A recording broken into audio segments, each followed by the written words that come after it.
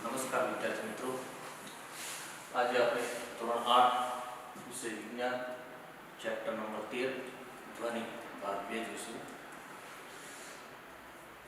પ્રયોગ છે તાત્પર્ય પદની અંદર 10મા નંબરનો. ધ્વનિના પ્રસારણ માટે માધ્યમની જરૂર છે તે દર્શાવવું. તો એના માટે આપણે સાધનો તરીકે સેલ ફોન અને કાચનો ગ્લાસ લઈશું.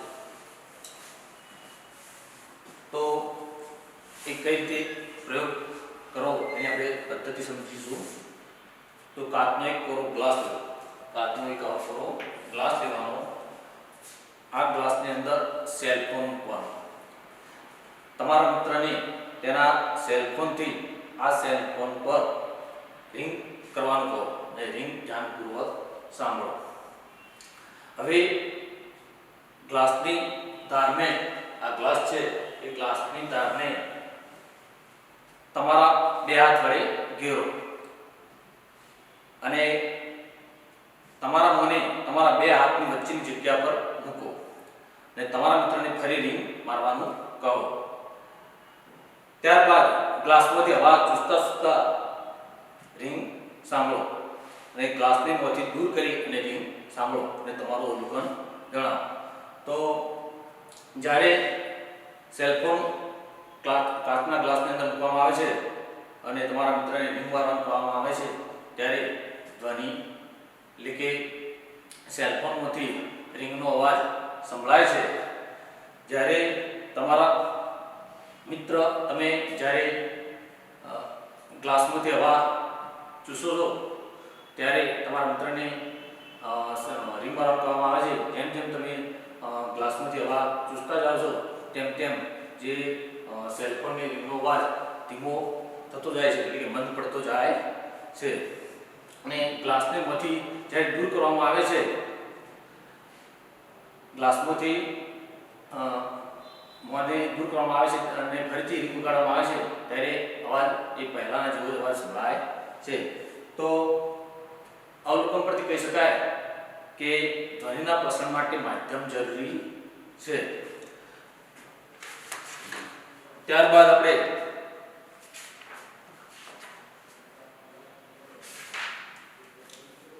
ધ્વનિના પ્રસારણ માટે આપણે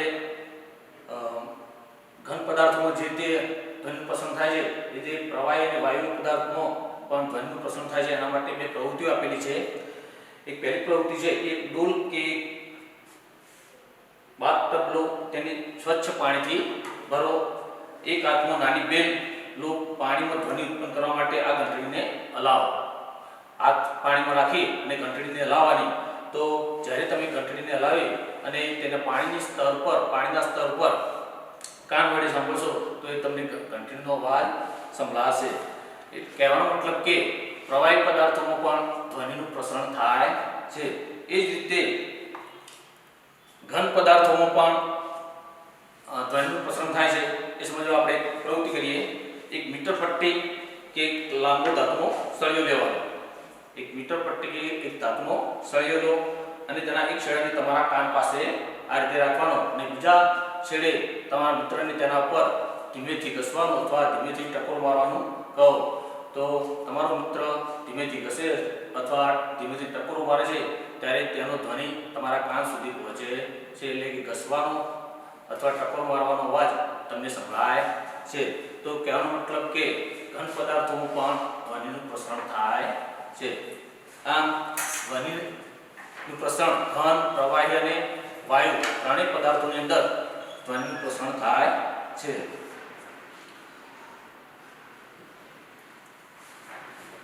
તમને વિદ્યાર્થીઓ ખ્યાલ છે કે ધ્વનિ દોરીમાં પણ પ્રસારણ પામી શકે છે. એક આવી રીતે પ્રવૃત્તિ કરી હોય તો રમકડાનો ટેલિફોન બનાવી અને દોરીના માધ્યમ દ્વારા પણ ધ્વનિનું પ્રસારણ થાય છે. આપણે આપણા કાન વડે ધ્વનિ સાંભળીએ છીએ. એ સમજવા માટે આપણે સમજીએ પહેલા. જો કાનના બહારના ભાગનો આકાર ગળણી જેવો હોય છે, કાનના બહારનો આકાર ગળણી જેવો હોય છે, જેને કર્ણ પલ્લવ કહે છે. જો જ્યારે ધ્વનિ તેમાં પ્રવેશે ત્યારે તે કર્ણનાળ મારફતે કાન પટલ સુધી પહોંચે કર્ણ પલ્લવને અડીને શું આવેલું છે? કર્ણનાળ આવેલી છે, જેને કેનાલ કહે છે, ને એના મારફતે કર્ણપટલ સુધી પહોંચે છે અવાજ, જેની પાતળી સપાટી ચુસ્ત રીતે ખેંચાયેલી હોય છે. જે કર્ણપટલ એટલે કાનનો પડદો, જેની પાતળી સપાટી હોય છે એ ચુસ્તપણે ખેંચાયેલી હોય છે. તો આ કાનનો પડદો શું કાર્ય કરે છે એ સમજવા માટે એક આપણે પ્રવૃત્તિ કરીએ. એક પ્લાસ્ટિક કે ટીનનો ડબ્બો લો. એક પ્લાસ્ટિક કે ટીનનો ડબ્બો લો, તેના છેડાઓ કાપી નાખો. એના જે છેડાઓ હોય છે એ શું કરવાના? કાપી નાખવાના. ત્યારબાદ એક રબરના ફુગ્ગાના ટુકડાને ટીનના એક છેડા ઉપર રબર બેન્ડની મદદથી બાંધો. સૂકા કઠોળના 4 કે 5 દાણા ખેંચાયેલા રબર પર મૂકો અને ત્યારબાદ એ રબર તમે લગાવ્યું છે એના ઉપર 4-5 કઠોળના દાણા મૂકો અને તમારા મિત્રને ખુલ્લા છેડા તરફથી ઘૂરે ઘૂરે બોલવાનું કહો. તો તમે જ્યારે તમારો મિત્ર ઘૂરે ઘૂરે બોલે છે ત્યારે જે રબર ઉપર નાખેલા જે કઠોળના દાણા હોય છે એ ઉપર નીચે કૂદતા તમને જોવા મળે છે. એટલે કે એ જ રીતે કાનનો પડદો એક ખેંચાયેલા રબરના પડ જેવો હોય છે. જે કાનનો આપણો પડદો હોય છે, કર્ણપટલ હોય છે, એ ખેંચાયેલા રબરના પડ જેવા હોય છે. ધ્વનિના કંપનો કાનના પડદાને શું કરે છે? કંપિત કરે છે. ધ્વનિના કંપનો કાનના પડદાને શું કરે છે? કંપિત કરે છે. કાનનો પડદો કંપનોને આંતરિક કાન સુધી મોકલે છે, એટલે કે અંદર સુધી મોકલે છે. તેથી ધ્વનિના તરંગોને મગજ સુધી પહોંચાડવામાં આવે છે. આ પ્રકારે આપણે ધ્વનિ સાંભળીએ છીએ. કંપનનો કંપ વિસ્તાર, આવર્તકાપ અને આવૃત્તિ વિશે સમજીએ. કંપનનો કંપ વિસ્તાર, આવર્તકાપ અને આવૃત્તિ. કંપન એટલે તો વસ્તુની આગળ પાછળ કે ઉપર નીચે થતી ઝડપી ગતિને શું કહે છે? કંપન કહે છે. એને દોલિત ગતિ પણ કહે છે. તમે અગાઉના ધોરણમાં દોલિત ગતિ અને આવર્તકાળ વિશે શીખી ગયા. તો આવૃત્તિ પહેલા તો આપણે સમજીએ. આવૃત્તિ કોને કહેવાય? આવૃત્તિ એટલે કે એકમ સમયમાં થતા કંપનોની સંખ્યાને આવૃત્તિ કહે છે. આવૃત્તિ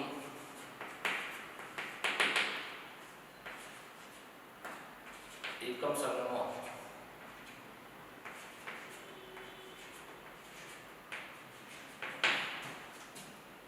થતા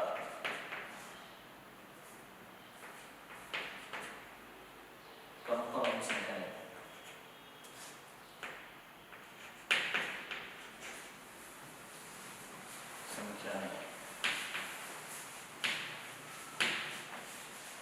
આવૃત્તિ કહે છે.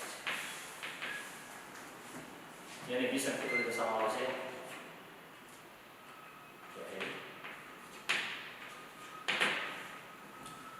આવૃત્તિ બરાબર આપણે આવૃત્તિ સુધી હોય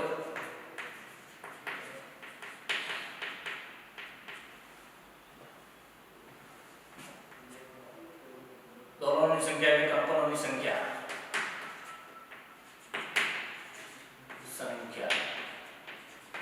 ભાગ્યા સમય સેકન્ડ. એટલે એકમ સમયમાં થતા વસ્તુના કંપનોની સંખ્યાને શું કહે છે? આવૃત્તિ કહે છે. આવૃત્તિ કંપનોની સંખ્યા ભાગ્યા સમય. આવૃત્તિને હર્ટ્ઝ એકમ, આવૃત્તિનો એકમ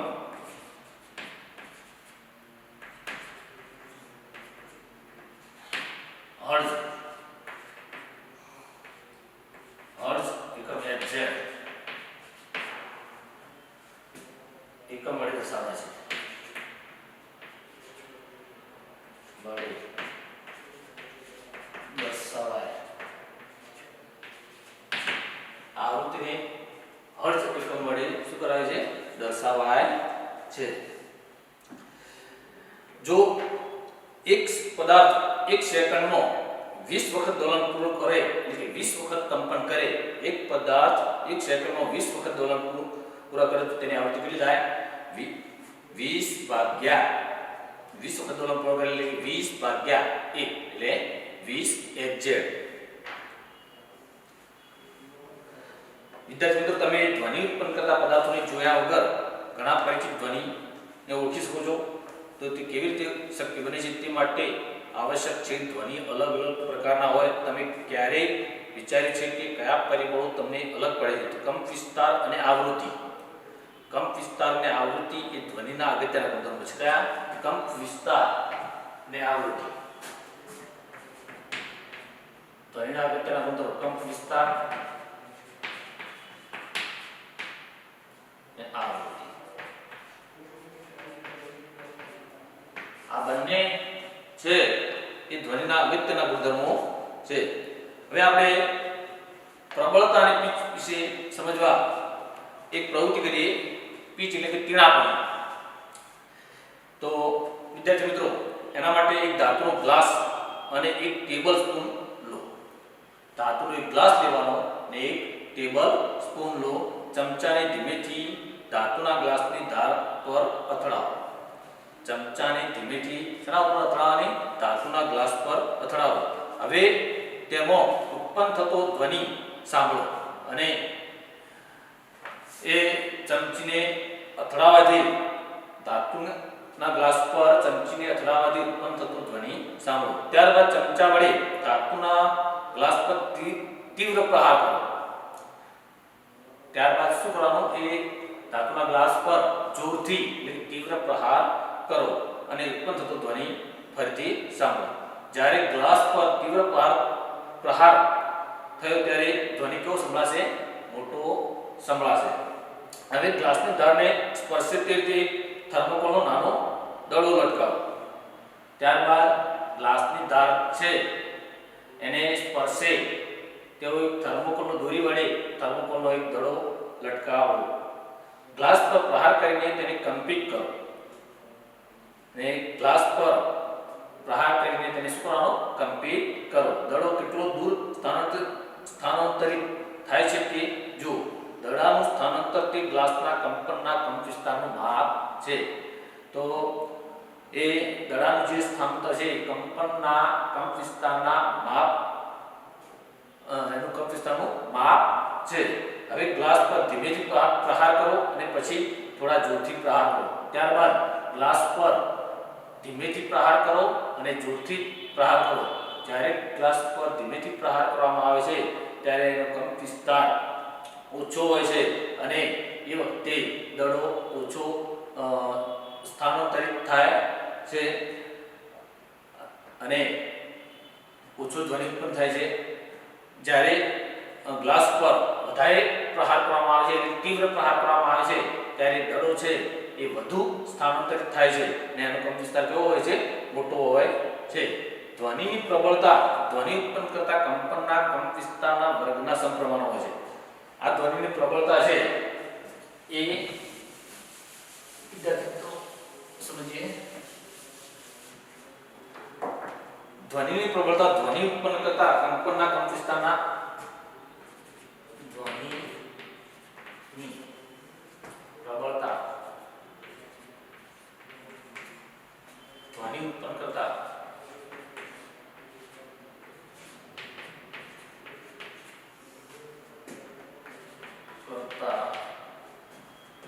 કંપનના કંપ વિસ્તારના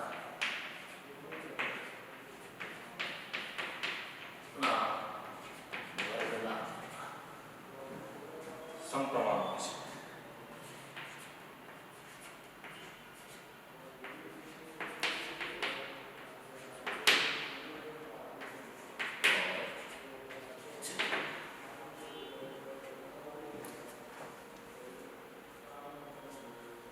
દાખલા તરીકે જો કંપ વિસ્તાર બમણો કરવામાં આવે તો પ્રબળતા કેટલા ગણી થાય? 4.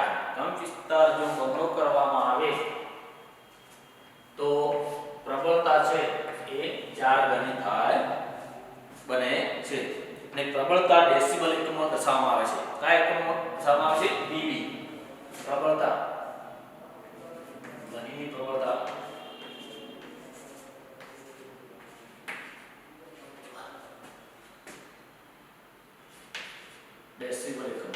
ડીબી ડેસિબલ એકમો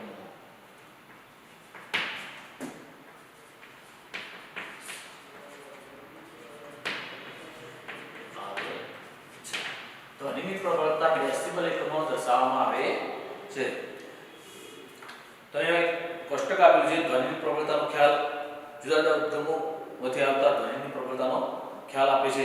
જો સામાન્ય શ્વાસ તો 10 ડીબી, સામાન્ય શ્વાસ હોય તો 10 ડીબી, મંદ ગુપસુપ હોય એટલે કે તો 30 ડેસિબલ જેટલો ધ્વનિ, સામાન્ય વાતચીત તો 60 ડીબી, વ્યસ્ત ટ્રાફિક હોય તો 70 ડીબી ને સરેરાશ ફેક્ટરી હોય તો 80 ડીબી. ને 80 ડીબી થી વધારે પ્રબળ ધ્વનિ સારી રીતે કષ્ટદાયક હોય છે. તો 80 ડીબી થી વધારે ધ્વનિ કેવો હોય છે? કષ્ટદાયક હોય. ધ્વનિની પ્રબળતા તેના કંપવિસ્તાર પર આધાર રાખે છે. જ્યારે કંપનનો કંપવિસ્તાર વધારે હોય તો ઉત્પન્ન થતો ધ્વનિ મોટો હોય. કંપનનો કંપવિસ્તાર મોટો તેમ ઉત્પન્ન થતો ધ્વનિ મોટો.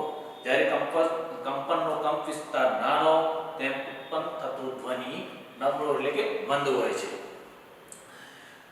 કોઈ બાળકના ધ્વનિની સરખામણી પુખ્ત વ્યક્તિના ધ્વનિ સાથે કરો. જો બે ધ્વનિ સમાન રીતે જોરથી બોલાયેલા હોય તેમ છતાં તેઓ કેટલીક રીતે જુદા પડે છે. તો આપણે જોઈએ તે કેવી રીતે જુદા પડે છે. તે જો ધ્વનિનું તીણાપણું તેની આવૃત્તિ નક્કી કરે છે. ધ્વનિનું તીણાપણું તેની આવૃત્તિ નક્કી કરે છે. જો કંપનની આવૃત્તિ વધારે હોય તો આપણે કહીએ છે કે અવાજ તીણો છે. કંપનની આવૃત્તિ વધારે હોય તો અવાજ કેવો છે? તીણો છે અને તેની પીચ વધારે છે. જો કંપનની આવૃત્તિ ઓછી હોય તો આપણે કહી શકીએ કે ધ્વનિનો પીચ ઓછો છે. ધ્વનિનો પીચ કેવો છે? ઓછો છે.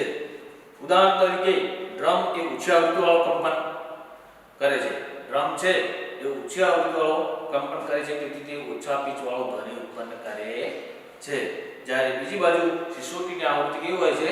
વધારે હોય છે તેથી તે વધારે પીચ વાળો ધ્વનિ ઉત્પન્ન કરે છે. પક્ષી ઉચ્ચ પીચ વાળો ધ્વનિ ઉત્પન્ન કરે છે. જ્યારે પક્ષી છે ઉચ્ચ પીચ વાળો ધ્વનિ ઉત્પન્ન કરે છે. જ્યારે સિંહની ગર્જનાનો પીચ કેવો હોય છે? ઓછો હોય છે. સિંહની ગર્જનાનો પીચ કેવો હોય છે? ઓછો હોય છે. પરંતુ સિંહની ગર્જના ઘણી વધારે પ્રબળ હોય છે. જ્યારે પક્ષીઓની ધ્વનિ હોય છે કેવો હોય છે? દુર્બળ હોય છે. આપણે દરરોજ બાળકો અને પુખ્ત વ્યક્તિઓના અવાજ સાંભળીએ છીએ તો તેમના અવાજમાં પણ કેવો હોય છે? તફાવત હોય છે. તમે કહી શકો કે બાળકનો ધ્વનિની આવૃત્તિ એ પુખ્ત વ્યક્તિના ધ્વનિની આવૃત્તિ કરતાં વધારે હોય છે. બાળકના ધ્વનિની આવૃત્તિ છે એ પુખ્ત વ્યક્તિના ધ્વનિની આવૃત્તિ કરતાં વધારે હોય છે. એટલે કે બાળકનું પીચ વધારે હોય છે. જેમ આવૃત્તિ વધુ તેમ પીચ વધારે. જ્યારે સામાન્ય રીતે સ્ત્રીના અવાજની આવૃત્તિ વધારે હોય છે અને પુરુષના અવાજ કરતો તીણો હોય છે. સ્ત્રીના અવાજની આવૃત્તિ કેવી હોય છે? વધારે હોય છે અને વધારે આવૃત્તિ વાળો ધ્વનિ કેવો હોય છે? તીણો હોય છે. પુરુષના આવૃત્તિ ઓછી હોય છે જેને કારણે એનો અવાજ તીણો હોતો નથી. જ્યારે સ્ત્રીનો અવાજ કેવો હોય છે? તીણો હોય છે. ત્યારબાદ શ્રાવ્ય અને શ્રાવ્ય ધ્વનિ. શ્રાવ્ય ધ્વનિ એટલે કે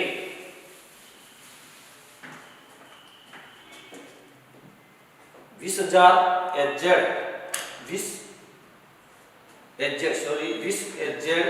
કરતો ઊંચી આવૃત્તિવાળો ધ્વનિ અને 20,000 Hz કરતો વધુ આવૃત્તિવાળો ધ્વનિ છે એ અશ્રાવ્ય ધ્વનિ છે. અને 20,000 થી 20,000 Hz સુધીનો ધ્વનિ છે એ શ્રાવ્ય ધ્વનિ કહેવાય છે. તો શ્રાવ્ય ધ્વનિ એટલે કે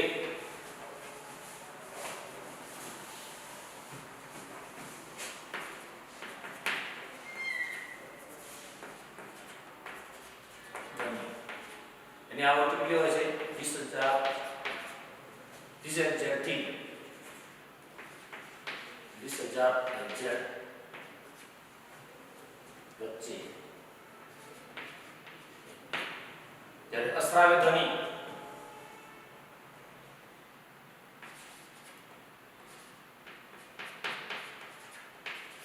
ધ્વનિની આવૃત્તિ છે 20,000 થી ઓછી 20,000 થી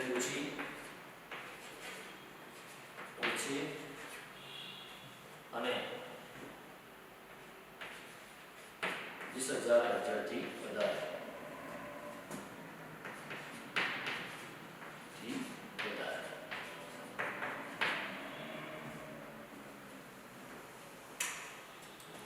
તો જે ધ્વનિની આવૃત્તિ 20,000 થી 20,000 ની વચ્ચે હોય તો તેઓ ધ્વનિ શ્રાવ્ય ધ્વનિ કહેવાય છે.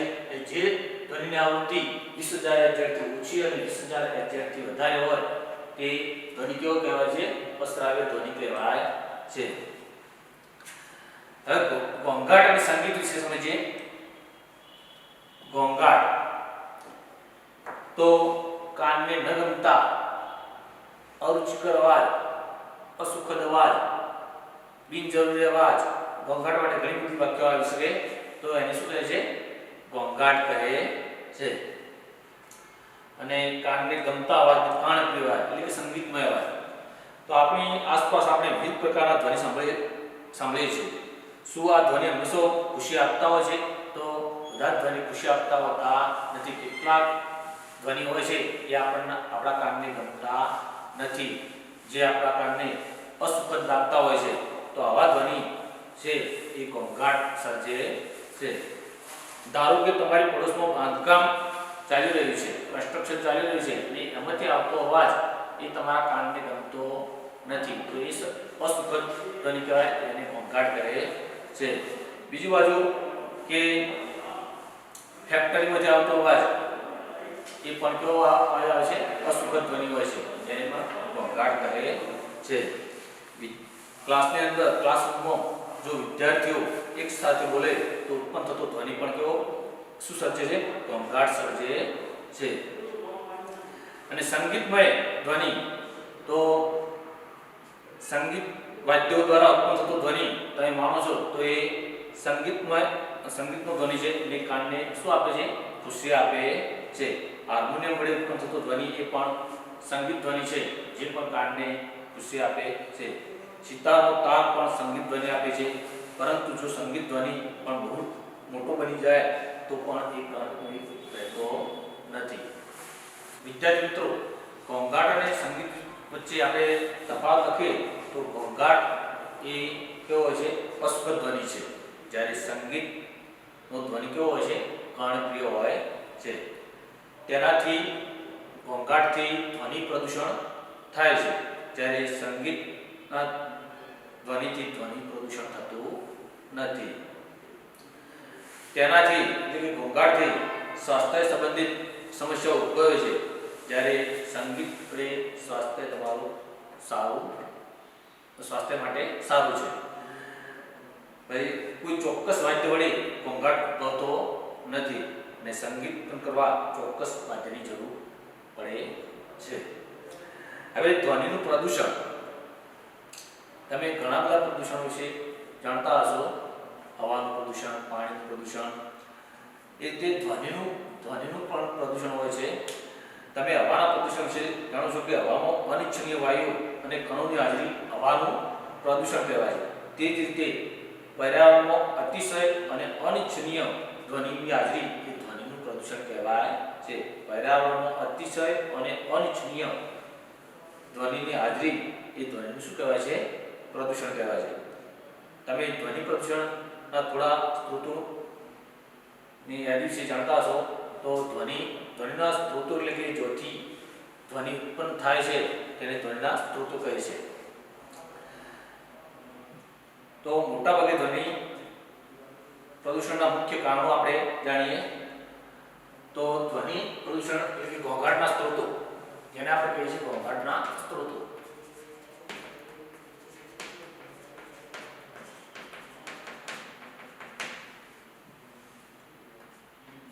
ફટાકડા ફૂટવાનો અવાજ,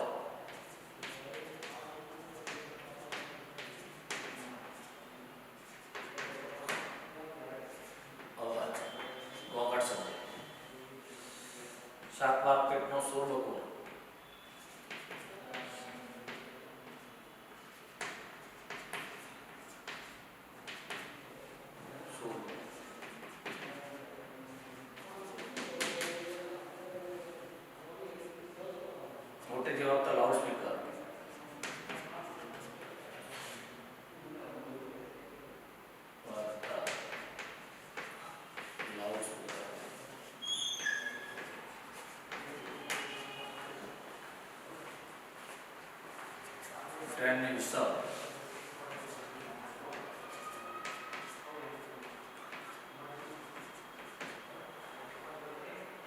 કારખાનાનો અવાજ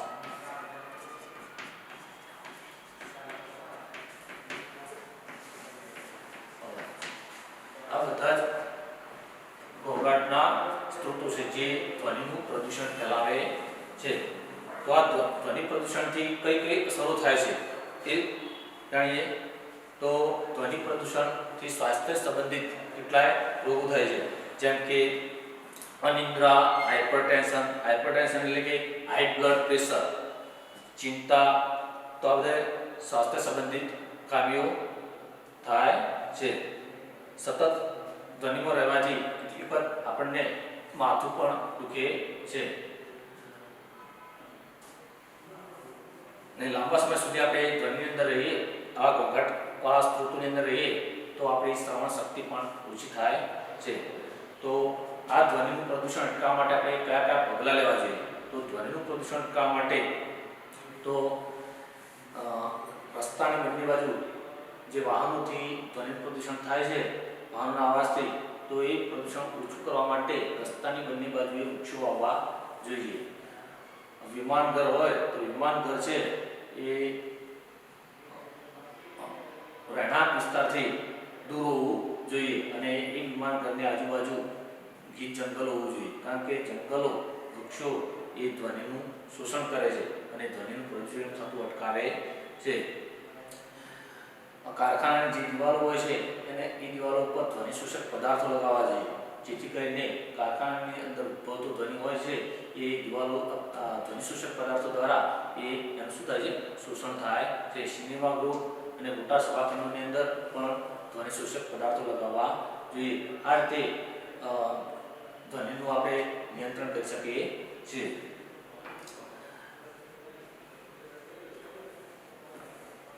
તે ઉપરાંત આપણે ઘોંઘાટ ઓટોમોબાઈલ વાહનના હોર્ન હોય છે એ ધીમા અવાજે વગાડવા જોઈએ. ટેલિવિઝન અને મ્યુઝિક સિસ્ટમ પણ ધીમા અવાજે વગાડવી જોઈએ.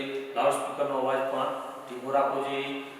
ટીવી જોતા હોય તો ટીવીનો અવાજ પણ આપણે ધીમો રાખી અને ધ્વનિનું પ્રદૂષણને નિયંત્રણમાં લાવી શકીએ છીએ. તો વિદ્યાર્થી મિત્રો, આ સાથે આપણો પાઠ પૂરો કરીએ છીએ અને આપણે સ્વાધ્યાયના પ્રશ્નો જોઈએ. આપણે તો પહેલી ખાલી જગ્યા આપેલી છે, ધ્વનિ ખાલી જગ્યામાં પ્રસરી શકે છે. તો વિકલ્પો આપેલા છે, માત્ર વાયુઓ, માત્ર પ્રવાહીઓ, માત્ર ઘન પદાર્થો, ઘન પ્રવાહી ને વાયુ. તો ધ્વનિ આપણે જોઈ ગયા કે ધ્વનિ છે ઘન, પ્રવાહી અને વાયુ ત્રણોની અંદર પ્રસરી શકે છે. એટલે કે ધ્વનિનું પ્રસરણ ઘન, પ્રવાહી અને વાયુ ત્રણેય પદાર્થોમાં થાય છે. તો ઘન, પ્રવાહી ને વાયુ આવશે. બીજું છે, નીચેનામાંથી કોના અવાજની આવૃત્તિ ન્યૂનતમ હોવાની શક્યતા છે? ન્યૂનતમ એટલે ઓછી. નાની છોકરીની, નાના છોકરાની, પુરુષની કે સ્ત્રીની? તો કોની આવશે? પુરુષની. પુરુષની આવૃત્તિ કેવી હોય છે? ઓછી હોય છે, ન્યૂનતમ હોય છે. બાળક કરતો પણ પુરુષની આવૃત્તિ હોય છે એ ઓછી આવૃત્તિવાળો ધ્વનિ ઉત્પન્ન કરે છે. ત્રીજા નંબરનો પ્રશ્ન છે, નીચેના વિધાનોમાંથી જે વિધાનો સત્ય હોય તેની સામે રાઈટ અને ખોટા વિધાનો સામે એફ એટલે કે રોંગ પ્લેસ ટીક કરો. એ છે, ધ્વનિ શૂન્યાવકાશમાં પ્રસરી શકતો નથી. ધ્વનિ છે શૂન્યાવકાશમાં પ્રસરી શકતો નથી.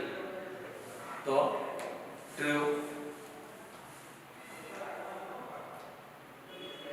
ધ્વનિના પ્રસરણ માટે માધ્યમની જરૂર હોય છે. શૂન્યાવકાશમાં આવું કોઈ માધ્યમ હોતું નથી, માટે પ્રસરી શકતો નથી. તો વિધાન કેવું છે? સાચું છે. બીજું વિધાન છે, કંપન કરતી વસ્તુના 1 સેકન્ડમાં થતા દોલનોની સંખ્યાને તેનો આવર્તકાળ કહે છે. કંપન કરતી વસ્તુના 1 સેકન્ડમાં થતા દોલનોની સંખ્યાને તેનો આવર્તકાળ કહે છે.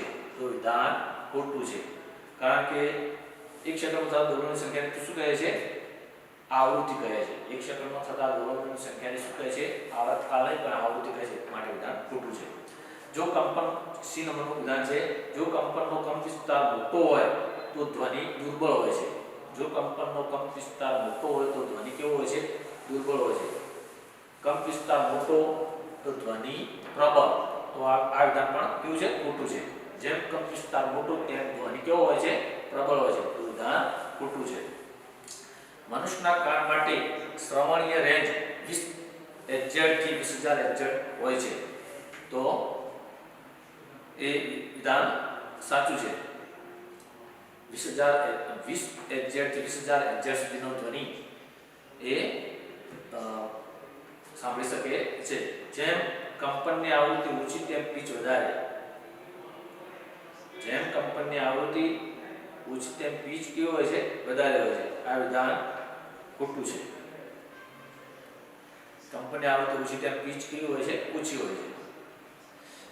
એક અનિચ્છનીય કે અપ્રિય ધ્વનિ સંગીત તરીકે ઓળખાય છે. તો વિધાન સાચું છે. અનિચ્છનીય કે અપ્રિય ધ્વનિ છે સંગીત તરીકે ઓળખાય છે. તો વિધાન ખોટું. એ સંગીત તરીકે ઓળખાય નહીં. ધ્વનિ પ્રદૂષણ જી નંબરનો પ્રશ્ન છે. ધ્વનિ પ્રદૂષણ આંશિક શ્રવણ અશક્તતા ઉત્પન્ન કરી શકે છે. તો વિધાન સાચું છે. હવે યોગ્ય શબ્દો વડે ખાલી જગ્યા પૂરો. એક ડોલર પૂરું કરવા વસ્તુને લાગતા સમયને ખાલી જગ્યા કહે છે. એક ડોલર પૂરું કરવા વસ્તુને લાગતા સમયને શું કહે છે? આવર્તકાળ કહે છે. બી નંબરનો પ્રશ્ન છે. પ્રબળતા કંપનની ખાલી જગ્યાથી નક્કી થાય છે. પ્રબળતા કોઈ પણ ધ્વનિની પ્રબળતા છે એ કંપનની ખાલી જગ્યાથી નક્કી થાય છે. કંપ વિસ્તારથી. શેનાથી? કંપ વિસ્તાર. તો ખાલી જગ્યામાં શું આવશે જરા વિદ્યાર્થી મિત્રો? કંપ વિસ્તાર. સી નંબરનો પ્રશ્ન છે. આવૃત્તિનો એકમ ખાલી જગ્યા છે. આવૃત્તિનો એકમ કયો છે? હર્ટ્ઝ એટલે Hz છે. ડી નંબરનો પ્રશ્ન છે. ખાલી જગ્યા છે. અનિચ્છનીય ધ્વનિને ખાલી જગ્યા કહેવાય છે. અનિચ્છનીય ધ્વનિને શું કહેવાય છે? ઘોંઘાટ કહેવાય છે. અનિચ્છનીય ધ્વનિને શું કહેવાય છે? ઘોંઘાટ કહેવાય છે. ઈ નંબરનો પ્રશ્ન છે. કંપનની ખાલી જગ્યાથી ધ્વનિનું ટ્યુનાપણું નક્કી થાય છે. કંપનની ખાલી જગ્યાથી ધ્વનિનું ટ્યુનાપણું નક્કી થાય છે. તો આવૃત્તિથી. કંપનની આવૃત્તિથી ધ્વનિનું ટ્યુનાપણું નક્કી થાય છે. એક દાખલો છે. એક લોલક 4 સેકન્ડમાં 40 વાર દોલન કરે છે. તો તેનો આવર્તકાળ અને આવૃત્તિ શોધો. આપણે બોર્ડ પર લઈએ.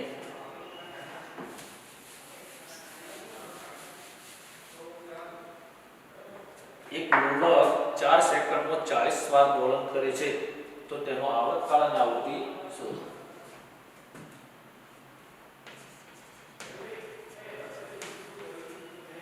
પાંચમો પ્રશ્ન નંબર 5.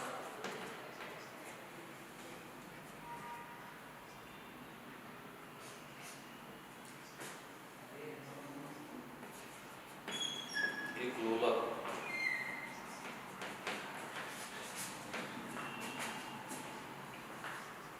4 સેકન્ડ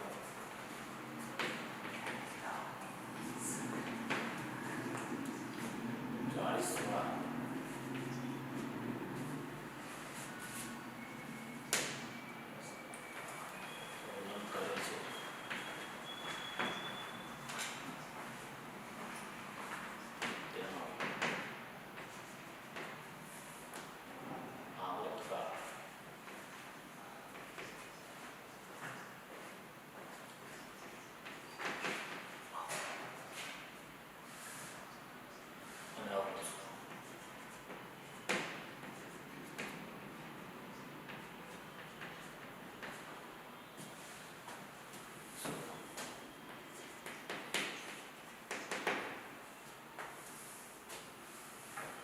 આવર્તકાળ એટલે તમને ખબર છે કે આવર્તકાળ કોને કહેવાય?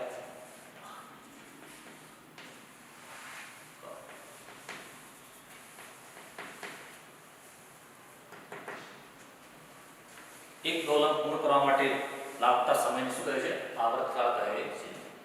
એક દોલન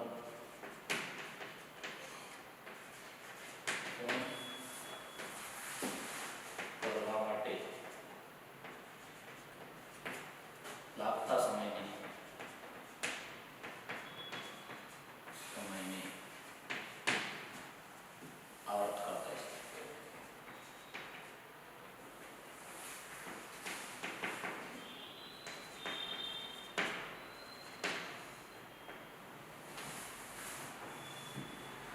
તો કંપનોની સંખ્યા આપણે દોલનની સંખ્યા ને લાગતો સમય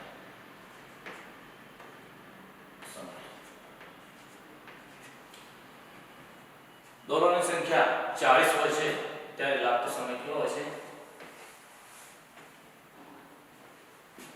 4 સેકન્ડ.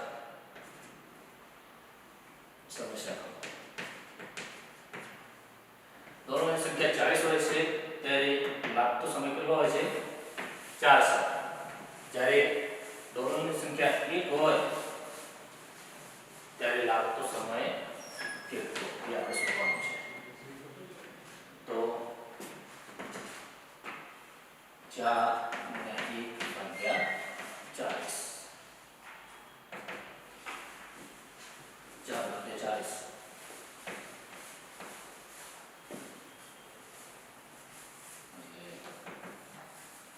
એક દશાંશ એટલે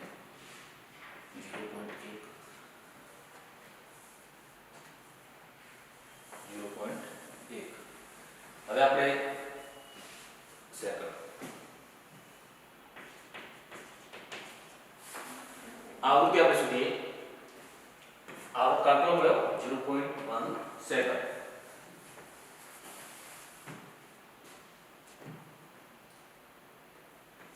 આવૃત્તિ ઇક્વલ ટુ આપણે જોઈએ આવૃત્તિનું સૂત્ર શું આવે?